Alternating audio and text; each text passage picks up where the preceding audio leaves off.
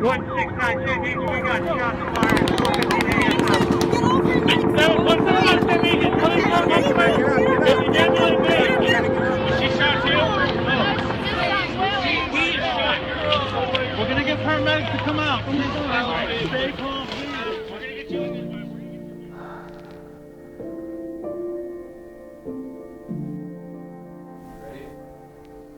I'm ready. Sunday morning, October 1st, 2017.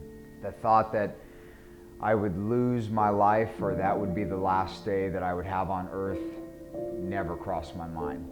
What started as an awesome day of laughter and excitement turned to tragedy, evil, and the most humbling experience I've ever been through in my entire life. My friends and I met at Mandalay Bay. When we got into the festival, everything was running as a festival would. We were eating, drinking, laughing, catching up with one another. Spirits were high. The energy level of everyone was one of those nights where you could just feel that it was going to be epic. And as the concert carried on, I'll never forget where I was the moment that those shots started and the gunfire began in Las Vegas, Nevada that night. There are people running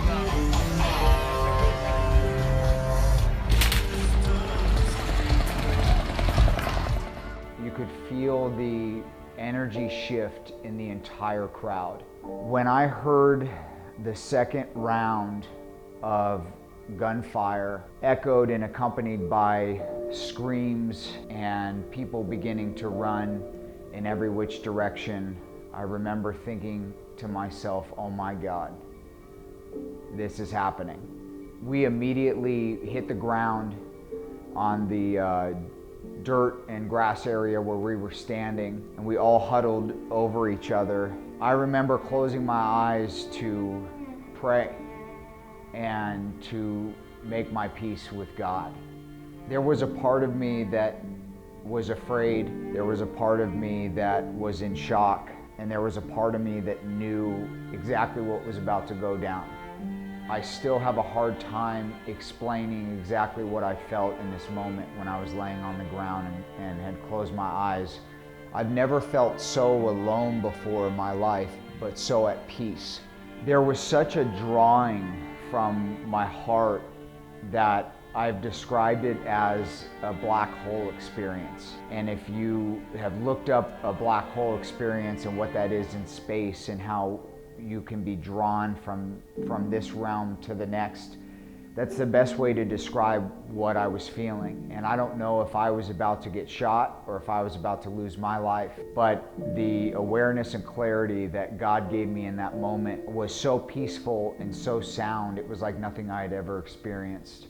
And when I had opened my eyes and heard all the screams and the gunfire going on again, I remember hearing one of my girlfriends screaming my name over and over. And when I found her, this is a sight that I'll never forget, is just her hand waving to come in the direction that she was at. And she just kept screaming my name until I got up and ran straight towards her.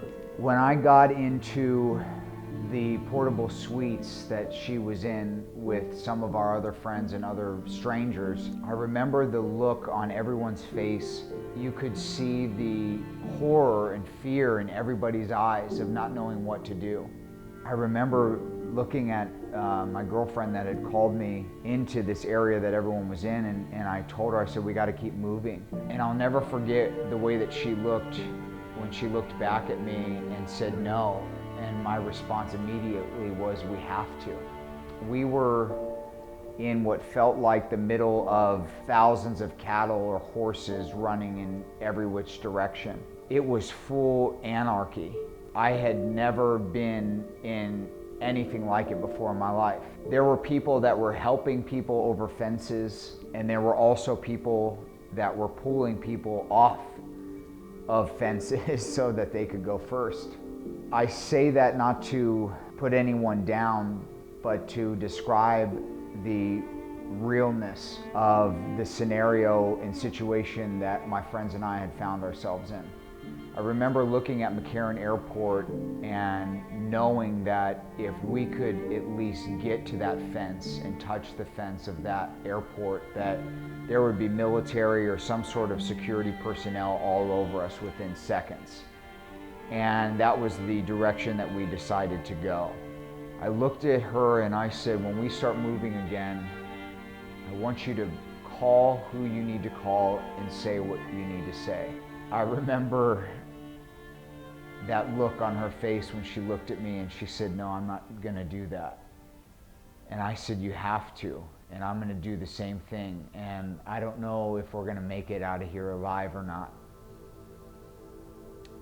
But we're gonna do everything that we can to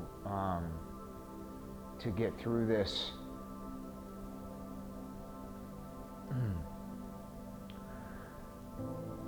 I remember when we got up to start moving again, and I had my phone in my hand and she had hers, and naturally she called her family and I called mine.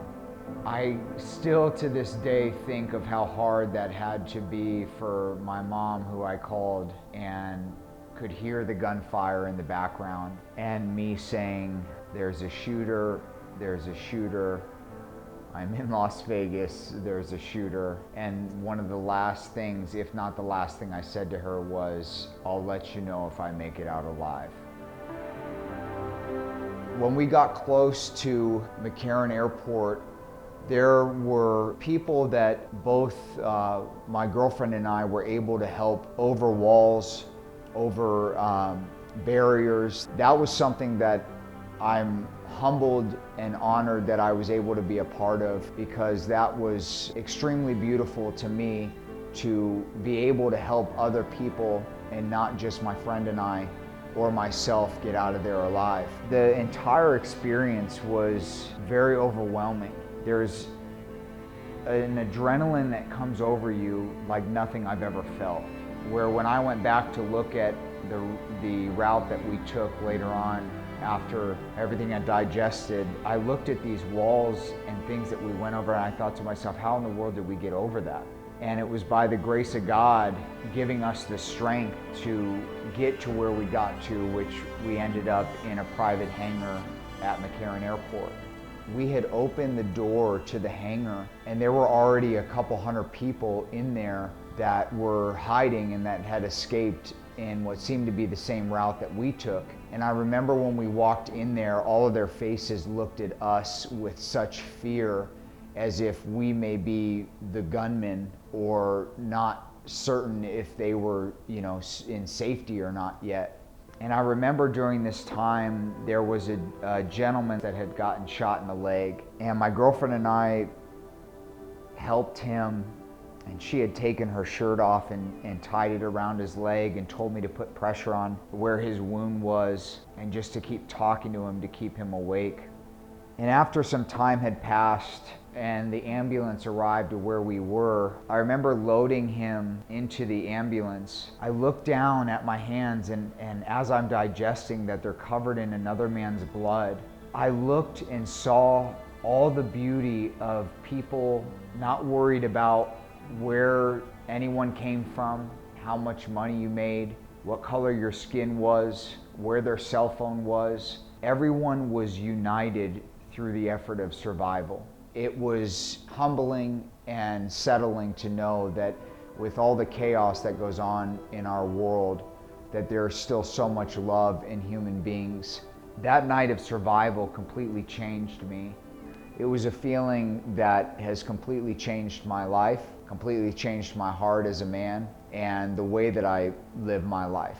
And my message to any eyes or ears that watch this and see this is to live purposely, like you're dying, because you are, and we all are. And to love with your whole heart, because you don't know when the last time you're going to get to kiss your spouse is, or the last time you see your mother and father, or your son or daughter. And I was exposed to that night. I wasn't living recklessly up until the night of the shooting, but I definitely was not living purposely the way that I am now. And I challenge anyone that sees this to not allow a near-death experience or death knocking at your door to wake you up and to realize how fragile and precious life is.